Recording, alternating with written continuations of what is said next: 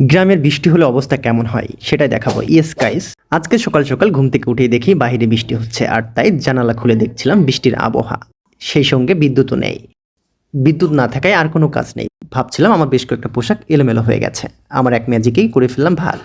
তো এখন এগুলোকে সুন্দরভাবে রাখতে হবে শুকেছে, আর তাই রেখেও দিলাম। আর তাই বৃষ্টিকে আর একটু উপভোগ করার জন্য চলে আসলাম ছাদে। হাতটা বাড়িয়ে দিলাম বৃষ্টির কাছেই, খুব সুন্দরভাবে আমাকে দিল আলতো ছোঁয়া।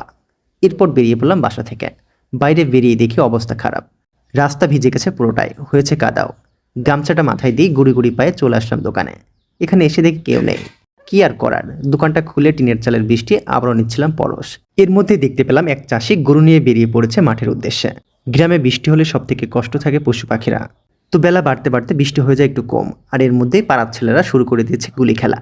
এটাকে আমাদের গ্রামের ভাষায় বলা হয় ধোয়া পোয়া খেলা। তো এই ছিল আজকের ছোট্ট মিনি ভ্লগ। তোমাদের গ্রামের ভাষায় এই খেলাকে কি বলে অবশ্যই কমেন্ট করে